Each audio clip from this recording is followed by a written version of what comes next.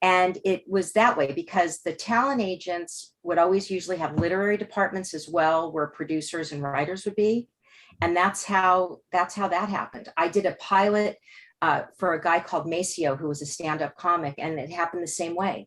It was an agent that liked dealing with me and introduced me to executive producers, and that's how I got the job. So I was lucky that way. So for a casting director, the relationship with the agents is more important than your relationship with producers? Both. Equal. I think it's equally as important. And how do you go about cultivating relationships with, if you're trying to get into the business as a casting director to make that your living, how do you cultivate relationships with agents and producers? Where do you meet them? How do you get on their good side?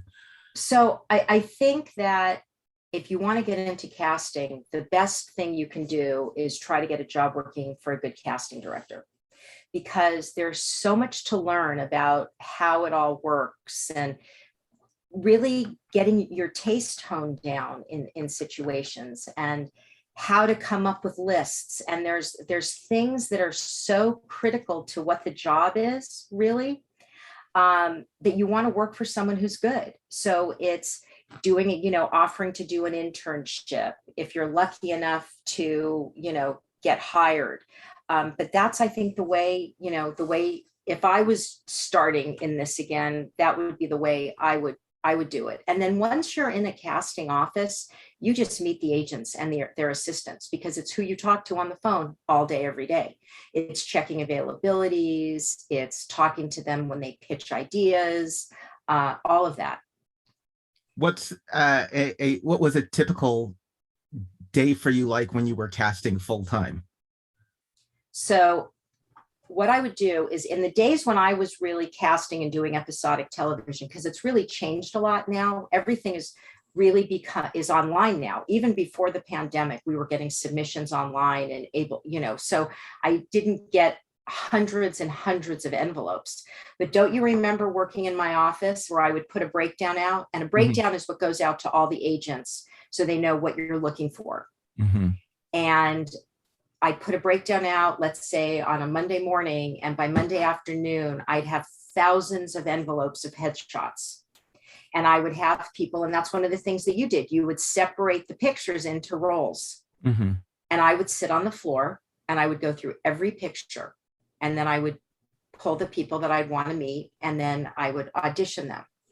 And that's, kind of how it worked. Now for larger roles, a lot of times I would have ideas in my head and I would make a list, and I would have the assistants call to check their availability and interest in whether or not they'd want to do whatever the project was I was working on. How do you feel what's going on now with all the self-taping, and do you find it a plus that people are taping at home, or would you prefer them to come into the office, or when they were coming into the office? So I love that one-on-one, because I was a talker and I always like to talk to the actors and make them feel comfortable, because I know it's such a stressful thing to go in and have to audition. I mean, I know just from actor friends that I have. So I always felt as if they could be at ease if they were in person with me, and if they were in person with me, if I saw something that I didn't like, or I thought could be changed, or I could see what kind of range the actor had, I would be able to direct them. With the self-tape, you can't really do that. It's kind of like a one-shot deal, and you can't make people redo tapes because you want to, get a feeling. I mean, how many times can you do that? Yeah. When someone's not in the room with you. So for me, I loved the old-fashioned way, but this is certainly very easy to do it this way. Yeah, but I've also heard that it all from actors that they'll go, when they were going in, the casting director or producer or director or whatever could say, that was really good, but I think you might be really good for this part, and have them read another part, and that's kind of taken off the table now.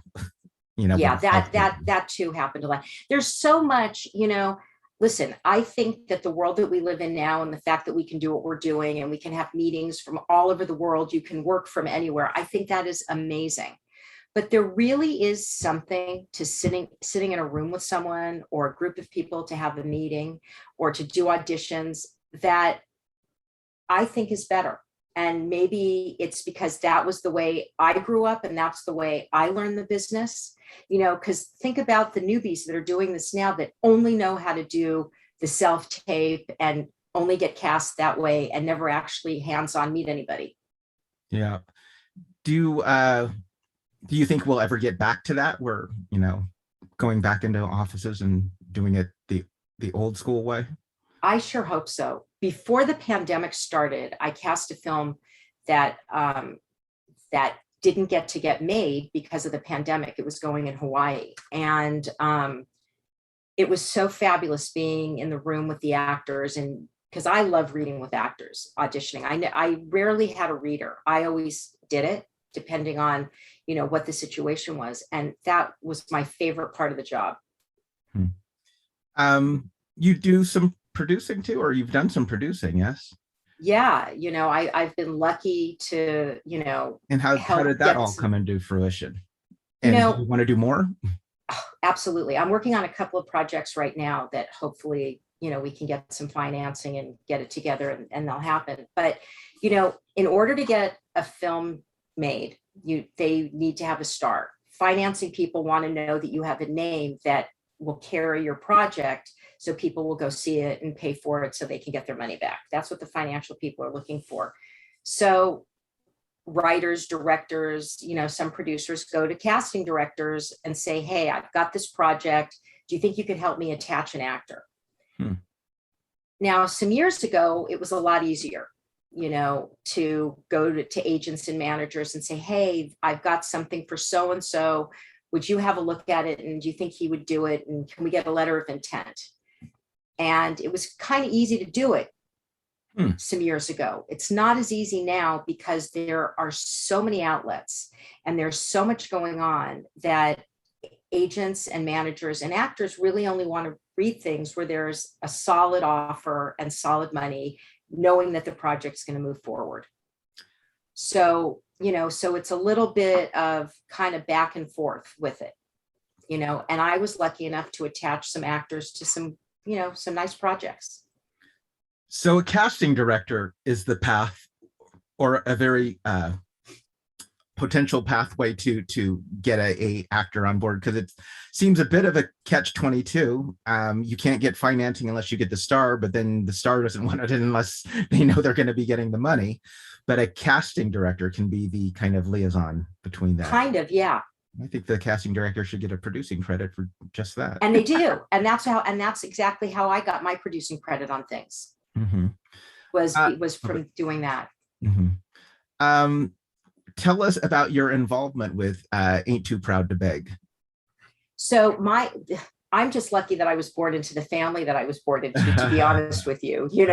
My dad basically put this together and got these producers on Broadway that signed on, and they hired a writer, and now we've got this show. I came in about right as they were starting to workshop it. They were workshopping it in Berkeley, and I moved back down. I was living in Seattle for about 12 years, and I moved back to LA, and my dad really wanted someone to be with him in his business. And he said, you could still cast and do what you're doing, but, be a part of this.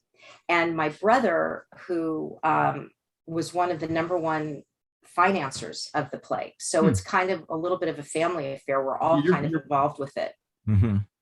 Your brother's pretty amazing too. I mean, he pretty much out of the get-go just started taking over the world. 100%. Right after college.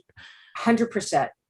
Yeah. He's a pretty terrific guy and has done a lot. And he was one of, he raised a lot of money for the play. And that's how we're all part of the Ain't Too Proud family. So how is this COVID affecting all that? Are you guys getting back to normal? I noticed that it looks like they're having performances again. It opens up again October 16th on Broadway. The national company will start to go out in December. I think they start in South Carolina, and they're booked all the way through 2023.